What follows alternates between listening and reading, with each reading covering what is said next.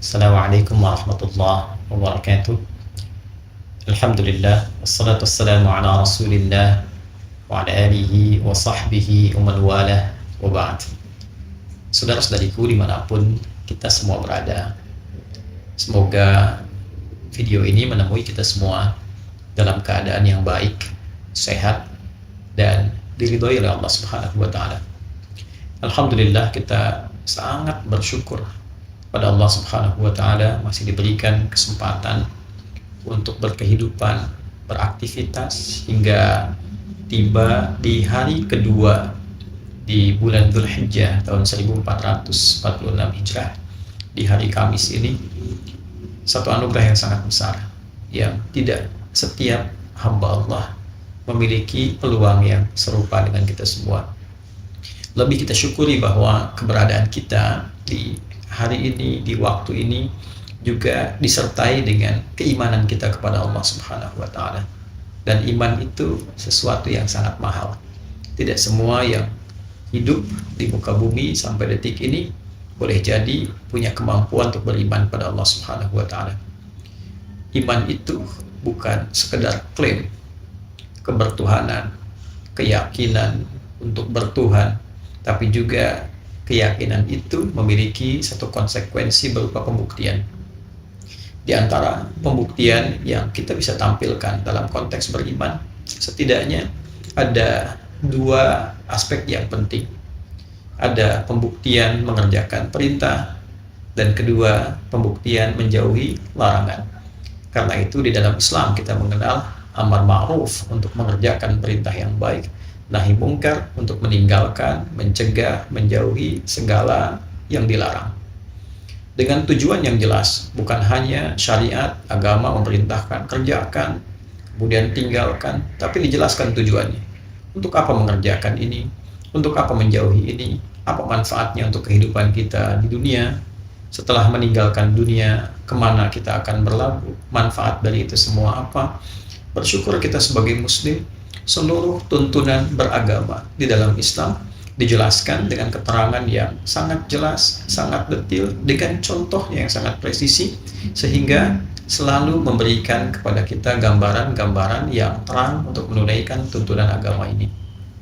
Di antara sekian tuntunan yang terkait erat dengan keberadaan kita di pembuka Dzulhijjah ini adalah salah satu hadis yang diriwayatkan oleh sahabat mulia Abdullah bin Abbas radhiyallahu ta'ala anhuma, yang kelak didokumentasikan juga oleh Al-Imam Al-Bukhari dalam kitab sahihnya, yaitu keterangan yang tersambung kepada hadis Nabi sallallahu alaihi wasallam ketika beliau bersabda, qala Rasulullah sallallahu alaihi wasallam, ma min al-ayyam, tidak akan ditemui perjalanan hari-hari dalam setahun itu, al-amalus salihu fihinna ahabbu ilallah, saat status amal soleh yang kita kerjakan di hari-hari itu naik ia menjadi status yang dicintai oleh Allah Subhanahu wa Ta'ala min hadhil ayyam al-ashr, dibandingkan dengan hari-hari yang lainnya, yaitu ditemukan pada 10 hari pertama di awal bulan Dzulhijjah. Secara singkat, dalam perjalanan hari dalam setahun, bisa kita katakan kurang lebih, sekali lagi kurang lebih, misal 365 hari dalam pendekatan Masehi, 350 hari sekian dalam penetapan kalender Hijriah. Ambil tengah-tengahnya, misal 360 hari dalam setahun. Kita tidak temukan dalam perjalanan 360 ini kecuali ada 10 hari yang spesial. Nah, saking spesialnya dikonfirmasi oleh diantara kalangan sahabat dengan mengatakan, walal jihadu fi sabilillah ya Rasulullah, apakah status jihad fi sabilillah, pahalanya, keutamaannya tak mampu juga menandingi 10 hari ini? Maka Nabi katakan, walal jihadu fi sabilillah illa rajulun kharaja binafsihi wa malihi falam yarji' bidzalika min syai'. Tidak juga mampu keutamaan 10 hari ini ditandingi oleh keutamaan jihad fi sabilillah, kecuali jihad berjuang satu saja. Apa itu? Seseorang yang bertekad berjuang, membawa dirinya maka berkorban dia dengan jiwanya dan hartanya. Dia tidak kembali dengan pengorbanannya itu. Jadi dia berjuang dengan dirinya, dengan hartanya, sampai dia meninggal dunia. Seperti orang dalam perjuangan spiritual berhaji, dengan dirinya, dengan jiwanya, dengan hartanya. Oleh karena itu, jika ada seseorang bahkan baru berniat berangkat menunaikan haji, dengan hati yang ikhlas, dengan harta yang bersih, dia berangkat dan meninggal, itu termasuk tinggi sekali amalannya, dan tingkat jihad yang paling tinggi yang mengalahkan keutamaan 10 hari ini. Tapi di luar itu, 10 hari ini istimewa. Itulah pembuka bulan Dzulhijjah, 10 hari pertama. Maka dari itu, para ulama hampir seluruhnya mengomentari hadis ini yang statusnya sangat sahih dengan status motivasi kepada kita untuk meningkatkan perbuatan-perbuatan mulia yang dipandang oleh agama. Setiap perbuatan mulia yang dipandang baik oleh agama itu disebut dengan amal saleh namanya. Maka dari itulah kita ketika hadir di momen ini saling memotivasi diri. Bagi saya pribadi, Anda, kita semua saling mengingatkan, saling mengajak. Semua peluang tidak harus dibatasi karena Allah akan menilai berdasarkan ketulusan niat kita. Yang berpotensi dengan badannya, fisiknya, tenaganya, dia tingkatkan amal saleh dengan fisiknya. Sholatnya, baca Qurannya, ada sesuatu di jalan yang bisa ia ambil, bantu, singkirkan, duri kah, batu kah, dia lakukan dengan niat karena Allah, memuliakan perintah Allah, memuliakan petunjuk Rasulullah, nilainya tinggi, lebih dari jihad fisabilillah. Kita, sekali lagi saya buka tadi dengan iman kita. Iman ini yang memandu kita untuk meyakini. Yakin, silahkan. Belum yakin, belajar supaya mengerti mengapa ada tuntunan semacam ini. Kemudian yang memiliki titipan dari Allah berupa kelebihan harta, silahkan beribadah dengan hartanya. Berinfak, punya agenda, hari ini infak berapa, besok berapa. Dan nilainya itu beda dengan hari-hari yang lain. Nanti mendekat kepada kurban dan sebagainya. Kemudian bisa yang menggunakan intelektualnya. Dia beramal soleh dengan ilmunya, dengan fikirannya. Keluarkan ide-ide yang baik. Memberikan share kebaikan kepada orang, menjelaskan hukum-hukum, niatkan karena Allah. Itu lebih daripada jihad fisabilillah dalam konteks ini. Insya Allah perjalanan sampai tanggal 9 ada pedomannya, ada tuntunannya. Nanti insya Allah di kesempatan yang lain kita akan coba rinci sedikit demi sedikit. Yang mau kurban disiapkan dari sekarang. Yang ingin meningkatkan puasa boleh dari hari pertama tadi yang puasa, alhamdulillah. Yang belum ada kesempatan hari ini barangkali teman-teman ya, yang pertama kemarin selesai Rabu, sekarang Kamis, yang belum sempat hari ini Jumat belum sempat, Senin bisa mulai. Ya, nanti hari ke-8 misalnya mau puasa, bisa. 9 bagus. Karena nilainya nanti ada yang spesial yang terkait dengan wukuf, di sini kita puasa. Nilainya bisa menggugurkan satu dosa yang telah setahun berlalu, dan itu memberikan gambaran kebaikan untuk kita.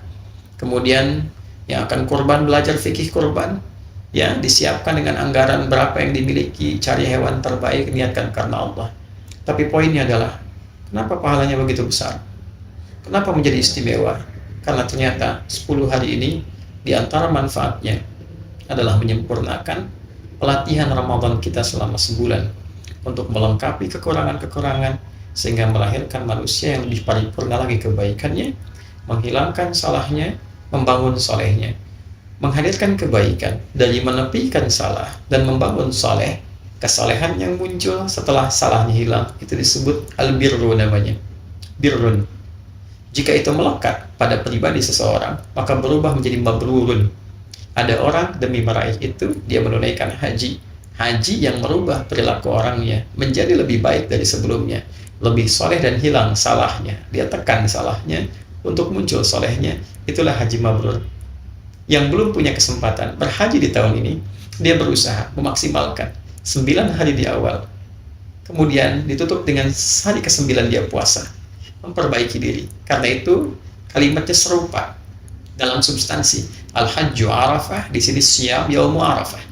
Al-Hajju Arafah, puncak hajinya Arafah. Di sini Siyam Yaumi Arafah, puasa yang ditunaikan pada waktu Arafah. Orangnya wukuf di sana, kita menunaikan di sini puasa dengan nama untuk menunjuk substansi yang serupa, bukan puasa biasa. Koreksi diri, mengenal kekurangan, menepikan yang salah, membangun yang soleh. Ketika berbuka, kita berbuka dalam keadaan lebih baik. Ada yang mampu menyembelih hewan korban, sifat jelek hewaninya dibuang, sifat insaninya muncul. Maka berzikirlah hari ke-11, 12, 13 ayam tasyrik. Di sana di Mina, di sini kita di tempat kita berkedudukan. Sehingga berikutnya lahirlah manusia yang lebih ingin dekat kepada Allah, ingin lebih berbuat banyak kebaikan, dan itulah intisari dari takwa. Fadhkurullaha fi ayyamin ma'dudat. Silahkan di hari-hari yang diketahui berzikir, tingkatkan kepada Allah di tempat yang telah dipahami. Bagi siapa yang merasa 2 hari sudah cukup, faman ta'ajjala fi yaumin fala itsma alaihi wa man ta'akhkhara fala itsma alaihi liman ittaqa. Siapa yang merasa 2 hari cukup, sudah kembali kebaikannya, sudah terasa takwanya, nafar awal selesai. Siapa yang ingin menyempurnakan, dalam arti masih ada yang kurang, saya pengen perbaiki lagi, hari ketiga dia merasa nafar akhir selesai, silahkan, gak ada masalah di situ. Liman ittaqa, bagi siapa yang menyimpulkan sudah punya jiwa takwa yang tersimpan pada dirinya. Kita yang belum haji, kita rasakan suasana itu, refleksikan diri kita, rasakan perubahannya. Ketika merasakan perubahan takwa, itulah al-birrun yang dilekatkan pada jiwa menjadi mabrurun, dipraktekkan menjadi istimewa, maka berubahlah ia, bertransformasi menjadi pribadi yang lebih baik dari sebelumnya. Itulah yang mahal dibandingkan dengan jihad fi sabilillah. Itulah jihad nafsu, itulah jihad yang mentransformasikan diri kita menjadi lebih baik, sehingga digunakan kapanpun, dalam posisi apapun, dia menjadi manusia terbaik. Jika ada pejabat melakukan ini, dia menjadi pejabat yang terbaik. Mustahil dia berbuat curang, mustahil dia kriminal, mustahil dia menipu, mustahil dia korupsi. Jika ada ustadz kiai lulus dalam program ini, maka menjadi ustadz terbaik, kiai terbaik, pengusaha juga demikian, ayah demikian, ibu demikian, anak demikian. Dan kita berharap se-Indonesia ini setidaknya menjadi muslim yang baik untuk diri kita, keluarga, masyarakat, bangsa, dan negara. Semoga Allah mengabulkan. Subhanakallahumma rabbana bihamdika, asyhadu an la ilaha illa anta, astaghfiruka wa atubu ilaik. Assalamualaikum warahmatullahi wabarakatuh.